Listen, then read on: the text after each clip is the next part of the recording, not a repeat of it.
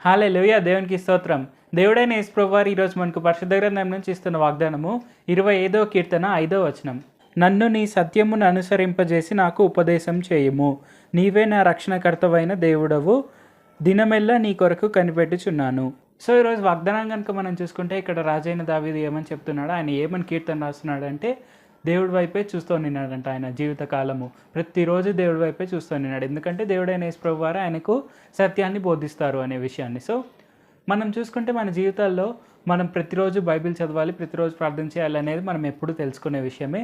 So అది ఎందుకు అలాగ చెప్తారు ఎవరైనా కానీ అంటే, మనం రోజు బైబిల్ చదవడం వల్ల ఏమవుతుందంటే మనము సత్యం వైపుగా ఎక్కువగా నడుస్తాం. సో మనము ఊరికూరికనే అంటే నోరు తెరిస్తే అబద్ధాలు మాట్లాడాలు, సో ఇలాంటి వాటికి కొద్దిగా దూరంగా ఉండడానికి బైబిల్ చదవడం అనేది మనకు చాలా వరకు హెల్ప్ఫుల్గా ఉంటుంది.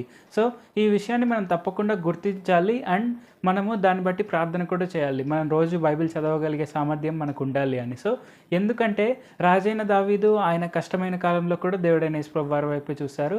అండ్ మనం ఇంకో ఎగ్జాంపుల్ కూడా చూసుకుంటే ఇర్మియా ప్రవక్త. సో ఇర్మియా ప్రవక్త చిన్నప్పటి నుంచి దేవుడైన యెహోవా చెప్పిన ప్రతి ఒక్క పని చేస్తూ ఉన్నారు. ఆయన నిత్యము దేవుడైన యెహోవాతోనే ఉన్నారు, ఆయనతోనే ఎప్పుడు మాట్లాడుతూ ఉన్నారు.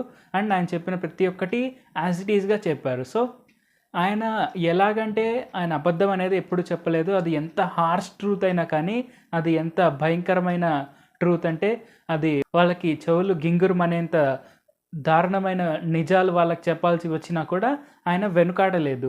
ఆయనను ఎంతోమంది ఎన్నో రకాల ఇబ్బందులు పెట్టారు. ఆయన్ని బురద గుంటలోకి తోసేశారు, ఆయనను రాళ్లతో కొట్టారు, ఆయనను బ్రూటల్గా టార్చర్ చేశారు. అంతటి సిచ్యువేషన్స్లో జైల్లో పెట్టిన ఎంతటి సిచ్యువేషన్స్లో అయినా కూడా ఆయన ఎప్పుడు అబద్ధాలు చెప్పలేదు, ఆయన ఎప్పుడు నిజాలే చెప్పారు. సో ఆయనకు అంతటి ధైర్యం ఎలాగ వచ్చిందంటే దేవుడైన యెహోవా ఏదైతే చెప్పారో ఆ ప్రతి ఒక్క విషయాన్ని ఆయన ఫాలో అయ్యారు. అండ్ అంత ధైర్యంగా ఆయన చెప్పగలిగారు కూడా. సో మన విషయాల్లో కూడా మనకు అంతటి ఇబ్బందికరమైన పొజిషన్లు అయితే దేవుడైన యేసు ప్రభువారు ఇయ్యరు. సో ఈ విషయాన్ని మనం గుర్తుపెట్టుకొని దేవుడైన యేసు ప్రభువారు ఏ చెప్పినా అది మనం ఫాలో చేయడానికి మనం ఎప్పుడు ముందుకుండాలి. ఎందుకంటే అప్పుడు మనము అబద్ధానికి దూరంగా ఉంటాము, సత్యానికి దగ్గరగా ఉంటాము.